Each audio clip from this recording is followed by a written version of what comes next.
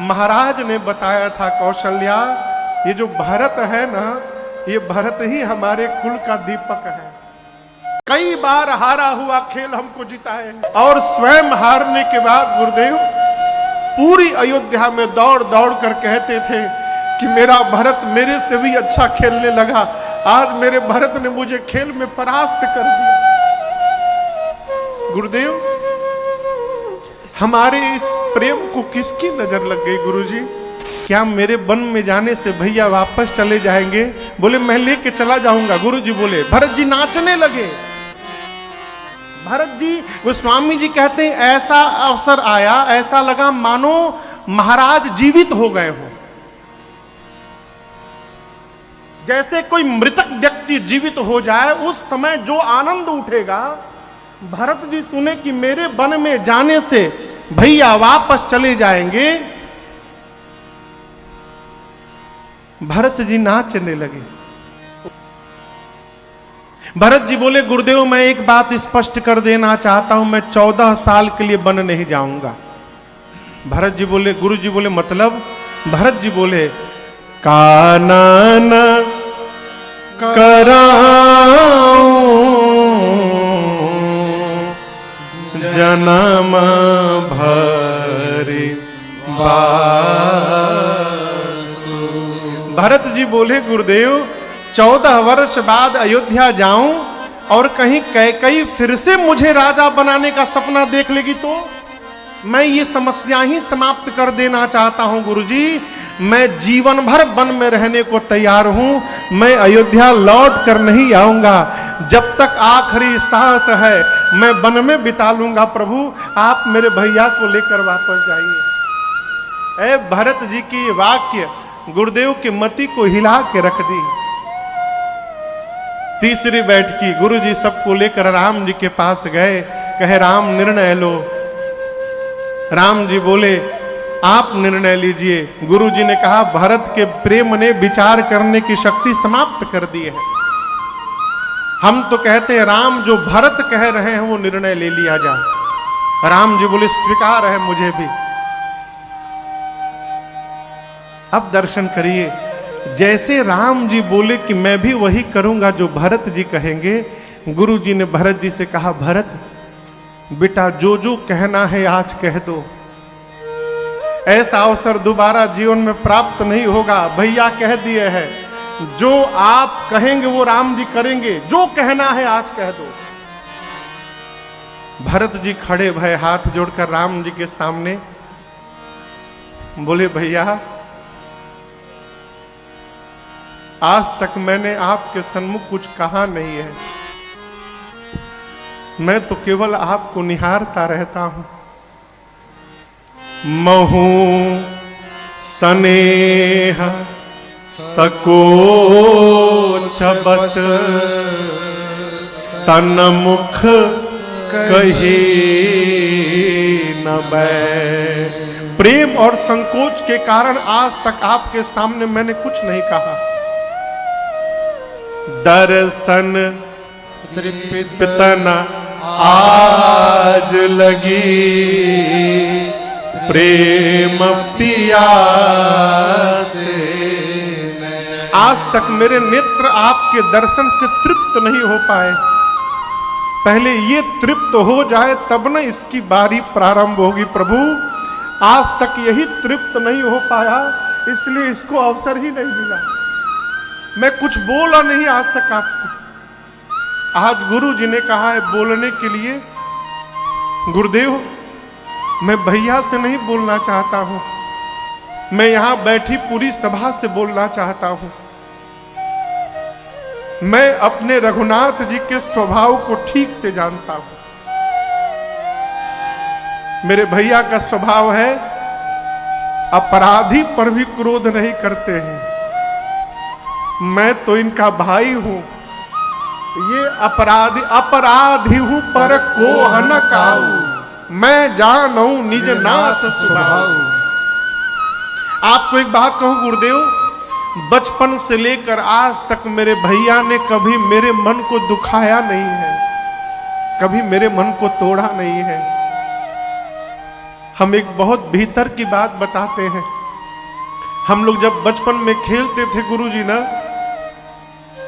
तो हमेशा खेल के समय लक्ष्मण को भैया अपने साथ रखते थे और हमसे कहते थे भरत तुम विरोधी दल में जाकर खड़े हो जाओ। मैं हाथ जोड़कर कहता था प्रभु मैं सपने में भी आपके विरोध में नहीं खड़ा हो सकता हूं, आप मुझे अपने विरोध में क्यों खड़ा करते हैं? तो कहते थे भरत जब तुम विरोधी दल में खड़े रहोगे ना तो अपने भरत को मैं देखता रहूंगा, अब मेरा भरत अपने राम भैया को देखता रहेगा, हम दोनों आमने सामने रहेंगे तो एक दूसरे को देखते रहेंगे। अब गुरुदेव खेल प्रारंभ होता था, अब मैं तो भैया को देखता ही रह जाता था और मैं हारने लगता था गुरुजी। और जब मैं हारने लगता था ना तो ठीक हारने से पहले ये रघुनाथ जी हारे हूं खेला जीता वही मोह। इस पापी भरत को जिताने के लिए रघुनाथ जी स्वयं हार जाते थे। कई बार हारा हुआ खेल हमको जिताए हैं और स्वयं हारने के बाद गुरुदेव पूरी अयोध्या में दौड़ दौड़ कर कहते थे कि मेरा भरत मेरे से भी अच्छा खेलने लगा, आज मेरे भरत ने मुझे खेल में परास्त कर दिया। गुरुदेव हमारे इस प्रेम को किसकी नजर लग गई गुरुजी? मेरे कारण मेरे प्रभु को वन में आना पड़ा। गुरुजी विह्वल हो गए। गुरुदेव ने संभाला, भरत जी आप जो कह रहे हैं वो सत्य नहीं है। राम जी ने कहा भरत जी आज आपने अपने आप को पापी कहा, सावधान आज के बाद मत कहिएगा। राम जी कहते हैं पुण्य से लोक तात तर तोरे। भरत जी ब्रह्मांड में जितने पुण्यशाली जीव हैं आपके पांव के धूल के नीचे हैं, बराबर भी नहीं है। पुण्यशाली जीव आपके चरण के धूल के भी बराबर नहीं है। पुण्य से लोक तात तर तोरे। और मां भरत मां का कोई अपराध नहीं है भाई। मेरी मां कैकई बैठी है, जो मेरी मां को दोष देगा वो व्यक्ति जीवन में कभी अपने घर में श्रेष्ठ की सेवा नहीं किया होगा, जो कभी साधु की सेवा नहीं किया होगा वो कहेगा मेरी मां कैकई का अपराध है। भरत हित और अनहित पशु पक्षी भी जानते हैं। वही पक्षी नाच दिखाने वाले के साथ घुमा करते हैं, वही पक्षी बहेलिए को देखकर भाग जाया करते हैं। क्यों? वो जानते हैं वो कौन हितैषी है कौन अहितैषी है। पशु पक्षी भी जानते हैं। मनुष्य का शरीर तो ज्ञान का भंडार है, मानस तन गुण ज्ञान है। हम एक बात कहें भरत, पिताजी को वचन से प्रेम था, प्राण से प्रेम नहीं था। और आप दर्शन करिए वचन के लिए पिताजी ने मेरा त्याग किया और अपने प्राण का त्याग कर दिया। पिताजी को वचन से प्रेम है यही जानकर एक वचन मानकर मैं वन में चला आया।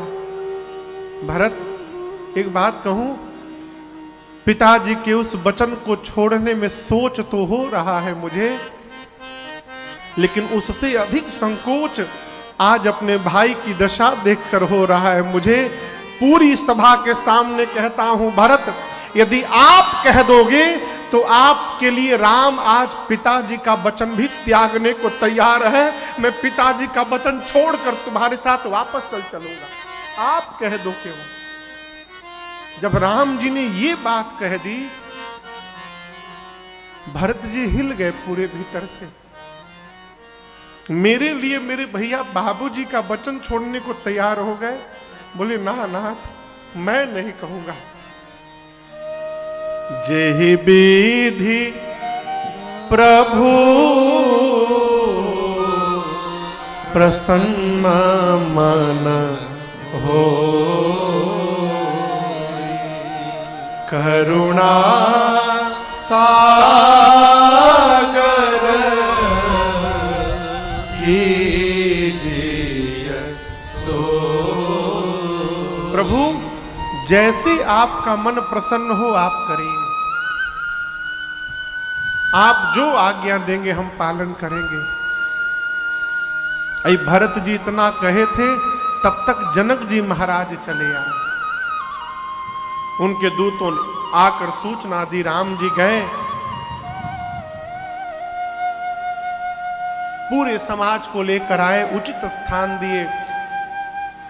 4 दिन बीता।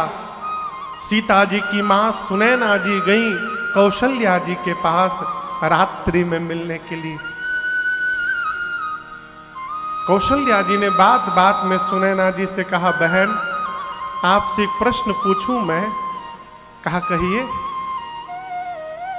कौशल्या जी ने कहा, बहन घर को यदि प्रकाश की आवश्यकता हो तो कितने साधन हो सकते हैं प्रकाश के? सुनैना जी ने कहा 3 साधन हो सकते हैं, सूर्य, मणि और दीपक। सूर्य के प्रकाश से घर प्रकाशित हो सकता है, मणि के प्रकाश से और दीपक के प्रकाश से। कौशल्या जी ने कहा, बहन महाराज के जाने के साथ ही सूर्य वंश का सूर्य डूब गया, मेरे कुल का सूर्य डूब चुका है। रघुवंश के मणि राम है, मेरे घर का मणि घर छोड़कर वन में आकर बैठ गया है। अब मेरे घर को प्रकाश देने के लिए केवल एक दीपक बचा है। सुनैना जी ने पूछा, वो दीपक कौन है? कौशल्या जी बोली, मुझे भी पता नहीं था, लेकिन प्राण छोड़ने के पहले महाराज ने मुझसे कहा था, कौशल्या एक बात कहता हूं, जाने हूं सदा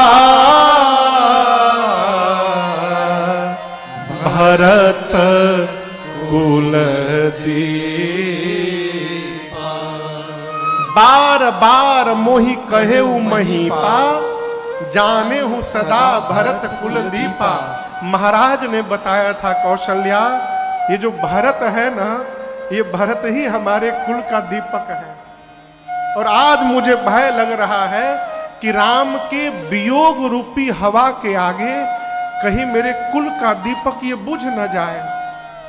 यदि राम भरत को अपने साथ नहीं रखेंगे तो भरत प्राण का त्याग कर देगा।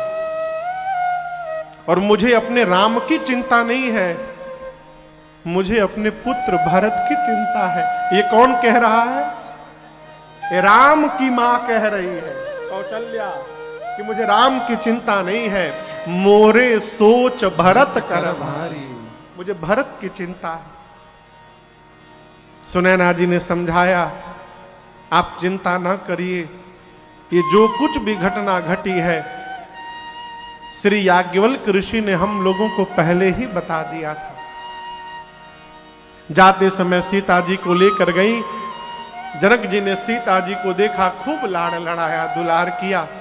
रात्रि में सुनैना जी ने जनक जी से कहा, कौशल्या जी कह रही थी आप राम जी से कहिए लक्ष्मण को छोड़ के भरत को रख ले। जनक जी ने कहा, चिंता न करिए देवी, जितना दोनों भाइयों को राम भरत जी को मैं जानता हूं, भरत जी वही करेंगे जो उनके भैया राम कहेंगे, आप चिंता न करिए। प्रातःकाल राम जी गुरु जी से बोले, गुरुदेव निर्णय लीजिए। गुरु जी जनक जी से बोले, आप निर्णय लीजिए। जनक जी भरत जी से बोले, भरत भैया आप निर्णय लो। भरत जी बोले, बाबूजी चले गए, आप पिता के समान हैं, गुरु जी भगवान के समान हैं, आप लोगों के रहते मैं निर्णय लूंगा उचित लगेगा, आप लोग निर्णय लीजिए। चौथी बैठकी अब प्रारंभ हुई। गुरु जी सबको लेकर राम जी के पास गए। बोले, राम कोई निर्णय नहीं ले रहा है, आप निर्णय ले लो। राम जी बोले, आपके चरणों की सौगंध लेता हूं गुरुदेव, आप और जनक जी जो आज्ञा देंगे राम उसी का पालन करेगा, आप लोग बड़े हैं, निर्णय लीजिए। सब एक दूसरे के सिर पे टालने लगे। कोई जब निर्णय नहीं लिया तो भरत भैया खड़े होकर बोले, भैया हम बताएं हम क्या चाहते हैं।